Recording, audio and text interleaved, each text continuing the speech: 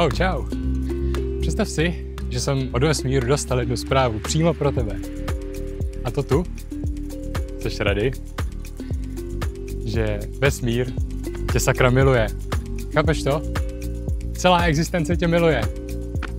It's so fucking easy to understand. A přesto všichni to nechápeme. A furt se snažíme něco vymýšlet.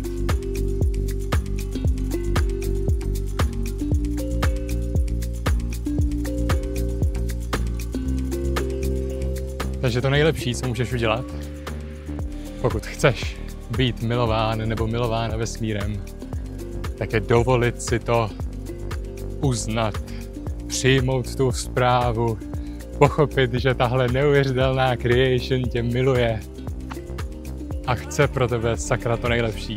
A jediný, co ty pro to musíš udělat, je se do toho uvolnit, přijmout to, pochopit to, že to tak je a začít žít ten život, který si tak moc přeješ žít. Protože nikdo jiný než ty sám nebo ty sama si ve výsledku, ti stejně ve výsledku nepomůže. Takže je čas stoupnout si do toho vědomí toho, že seš supported, seš podporován, podporována v čemkoliv, co se rozhodneš udělat. Vesmír ti vždycky dá přesně to, co potřebuješ.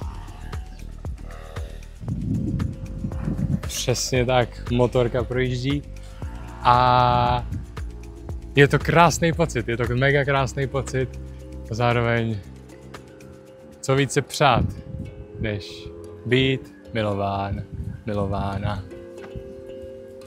vesmírem. Ještě takovou krásnou, neuvěřitelnou, nepochopitelnou z naší perspektivy aktuálně věcí, jako je vesmír nebo planeta. Planeta tě mimochodem taky miluje, protože ty zrovna používáš tělo, který je z téhle planety. Tak se k němu chovej, prosím, hezky. Jednou mi planeta řekla, že je fakt důležitý o tohle tělo pečovat, protože ona to vnímá jako své miminka, ty těla. A nám je půjčuje k tomu, abychom si tady mohli hrát svoje hry. Ona mi to popsala tak, že ona je playground, ona je to hřiště, kde se to všechno děje, kde my si můžeme hrát jakýkoliv hry chceme a můžeme si tady tvořit úplně cokoliv chceme. A to je vlastně to jediné, co ona od nás očekává. Plus teda starat se o to krásné tělo, tak abychom tu hru mohli hrát přesně tak, jak si přejeme, protože kdybychom se o to tělíčko nestarali, tak nebude sloužit a chcípneme brzo. Takže je důležitý se starat o svoje tělíčko, vědět, že jsme milováni všichni, jsme podporováni v čemkoliv, co se rozhodneme dělat a jediný, kdo proti tomu může mít nějaký námitky, je tvoje hlava. Takže, but don't worry, hlava není nepřítel, mysl není nepřítel, to se tím nesnažím říct.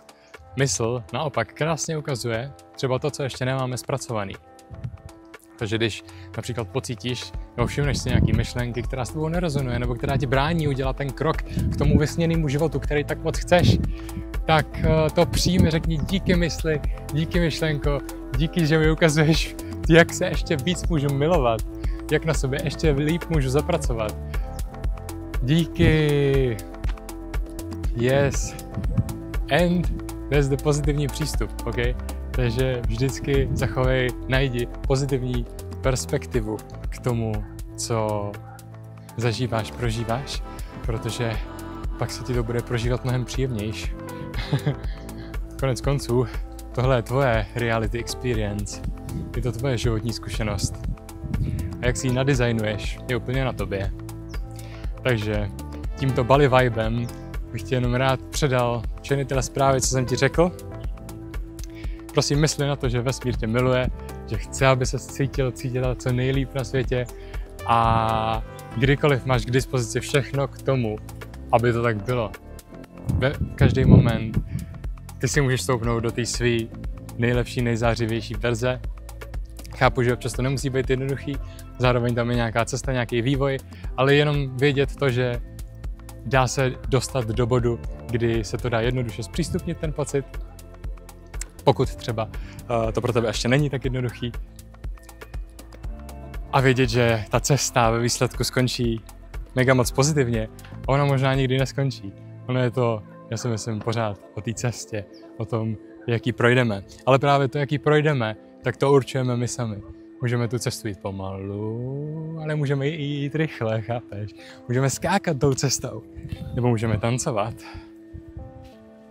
Takže je to úplně na tobě, jak si tu cestu rozhodneš prožít.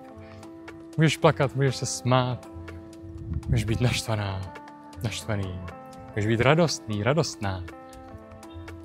To třeba mě baví hodně. Takže jo, to je asi všechno pro tohle video. Díky, že koukáš. A takhle vypadá Bali.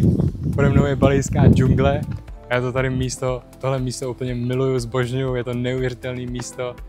Wow. Jsem extrémně vděčný za to, že tady teď můžu být. A ještě za to, že ti můžu předat tady ty informace, které jsem ti předal. Doufám, že ti to trošku zlepšilo náladu, nebo víc.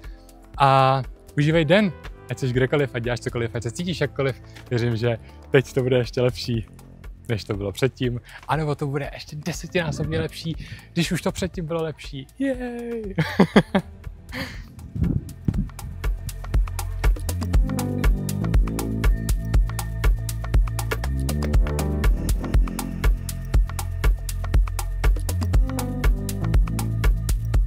Tak se měj krásně. Já si jdu dát nějaký kokos. Tady mají fakt dobrý kokosy. Neuvěřitelný.